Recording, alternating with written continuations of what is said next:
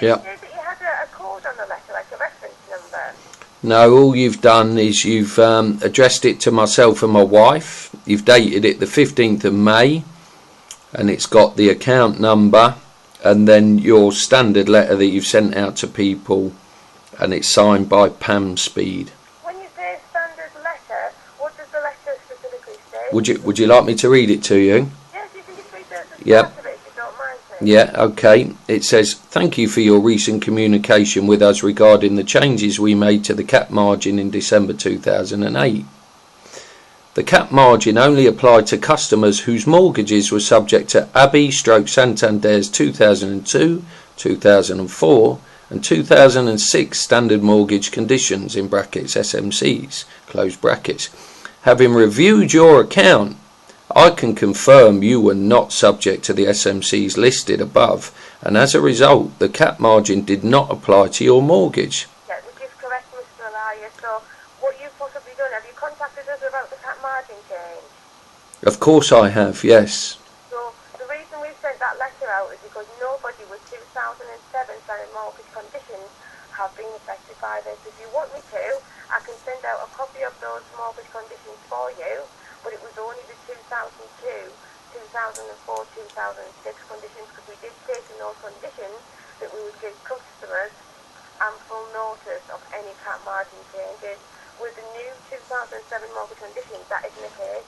We don't need to notify the customers, and it does state that specifically. If you could send out a copy of those terms and conditions from the original 2007 mortgage that we signed, if you could just answer this question openly and honestly. When we signed that mortgage deed in 2007, did the terms and conditions at that time say that the standard variable rate would be capped against the UK Bank of England base rate at no more than 2.5% above? Yeah, they said something like that, but it would have also stated that we can change it at any point, and we don't necessarily need to notify. So yes, it would say at the time it's 2.5%, but it would say this is subject to changes. If somebody signs a contract whereby you've got an agreement between two parties with full disclosure, with clear terms and conditions, and you've both got a consideration, i.e. I pledge to pay you a certain amount of money every month, you pledge to put a certain amount of credit in our account to pay for a house that we're purchasing. If at that time a rate is agreed and a fixed rate mortgage is agreed, is it not reasonable for the person who signed that contract at that time to understand that they have at that point agreed that the standard variable rate is going to remain at 2.5% above the UK base rate? To be honest with you, because the conditions specifically state that we can change it at any point, no, that would not be the case, because it does say that we can at any point change the cap margin without notifying our customers. So we can do that. That's what the 2007 Right, so possibly originally thought it was capped at 2.5%. it was. We've also stated that this may be subject to a change, so it wouldn't be set in stone.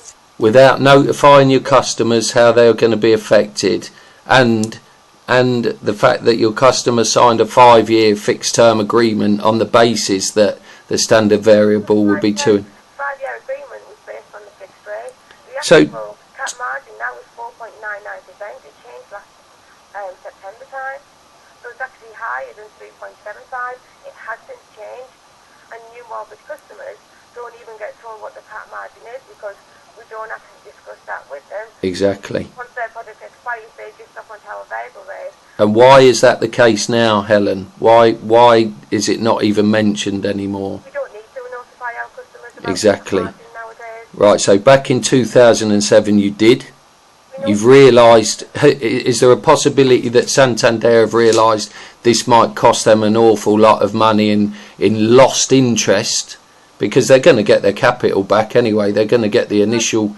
So is there a possibility that now you don't mention it because you've learned from your mistakes of the past, including 2007? What the financial status is going to be. Mm. You know, at one point the interest rate for the Bank of England base we're nearly at 13-14%. Exactly. Because we weren't 100% sure, and we still aren't 100% sure what's going to happen. We don't know what our, cap margin is going to be. It might stay at 4.99 for the next couple of years. But again, if the base rate then starts increasing, we might change it again. I can't be sure of that. But the 2002, 4 and 6 mortgage lenders or mortgage customers, because their standard mortgage conditions state something different to yours, they have the opportunity to go through and get an investigation. What's the difference? What does theirs state that's different to what ours stated? They state that we would give them at least 30 days working notice about a cap margin change. Yours don't. Yours state that we don't need to notify you of a cap margin change. And that's the difference, and that's the reason why we're telling you now you haven't been affected by the cap margin change. We have been affected by the standard variable rate change though, haven't we? The fact that when we signed the mortgage, the cap rate was 2.5%, and subsequently after coming out of the fixed rate period onto a standard variable rate, obviously we have been affected, regardless of whether or not you believe that you should have notified us. We have been affected, haven't we? We would have told you what your variable rate would have been that you would have dropped onto and what your payments were going to be. And like I say, I can send out the standard mortgage conditions. Have you got a copy of the original terms and conditions from 2007? I don't have them to hand, no. Right, but can you put your hands on a copy? I could possibly do that for you, yes. Yeah, I think that would only be reasonable and fair. If you could find a copy of the original 2007 mortgage conditions that we saw when we signed our fixed rate agreement for 5 years, and send a copy of that to me, please. No, I can get a copy sent out to you. Right. Okay, if you do that, then I can get my own independent legal advice, because this at the moment doesn't seem completely open, equitable and fair. We are regulated by the FSA. If we were doing anything wrong, with customers that were affected by this, under the 2007 mortgage conditions, the SVR, as they are now known, originally the FSA, would tell us this. Isn't that how this whole scandal came to light in the first place? We've done a recent review, because last year we've done a cap margin change again. Yeah. We changed it from 3.75 to 4.99%. Yeah. Because we've communicated to our customers better at the time. We feel that when we've done it in 2008 that we adequately communicated to those customers on those mortgage conditions, and that's the reason for the recent communication. Well, it's funny because I noticed from the letters that were sent out in October 2012, recently we contacted you to inform you of our intention to make a change in our standard variable rate. Following a final decision being made, I am now writing to let you know that the interest rate on your variable loan will change on the 3rd of October 2012. And then you describe that. The figures quoted in this letter will not have taken into consideration any changes you have made to your mortgage account since the 3rd of November. Then we got another letter on the 8th of November, so less than a month later, saying that that in your letter of August, when you were originally notified of the intention to increase the rate, we advised you that you would receive your payment notification letter 14 days prior to your payment changing. It has come to our attention that some customers did not receive the full 14 days notice. Therefore, to address this, we are refunding the amount equivalent to 7 days worth of the increase to your monthly payment via a bank transfer to your account. So it seems to me that there's been a number of errors made on your part. There's been a number of oversights. I unfortunately cannot take you at your word, or Pam Speed at her word today. So if you could send me a copy of those terms and conditions from 2007, I will be comparing that to the copy that I've got here. And I will also be seeking independent legal advice, because at this moment in time, regardless of FSA, who've now changed anyway, I believe that there are some underhand dealings going on at the moment, and unfortunately your letters haven't convinced me otherwise.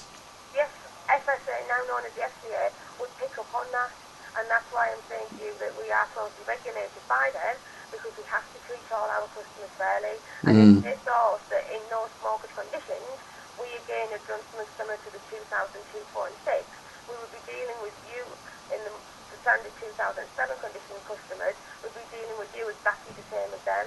And the SVR come to us and said, well, actually, those customers, like you've told us, we've read the conditions, they aren't affected by this. So you're okay in contacting the customers and saying to them that they aren't affected by the actual 2000. Yeah, I think the FTA may have grounds for looking into this further, though, and that's what I'll be pursuing for your guide. They've looked into those specific mortgage conditions and come to us and said, well, actually, no, you are right in saying those customers aren't affected because those mortgage conditions, I don't know whether it's similar to the 6 and the 4 conditions, where I think it's section 3 and section 10 that specifically stated, and I think it's those sections that customers need to refer to, and that relates to the cap margin changes.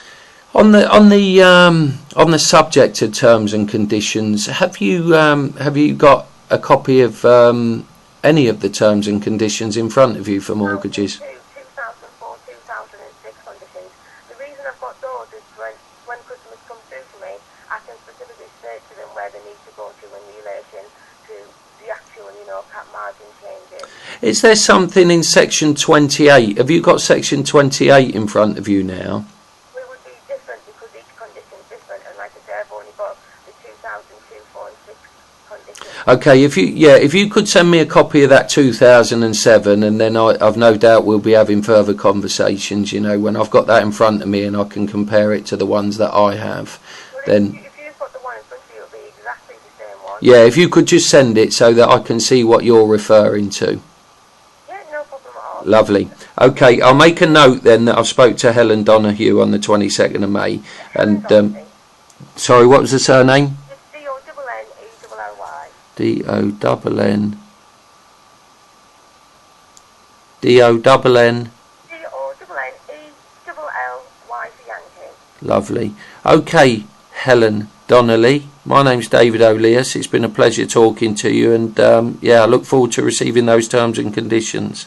No problem. Lovely. Thanks very much. Have a good day. Thank you. Bye now. Bye.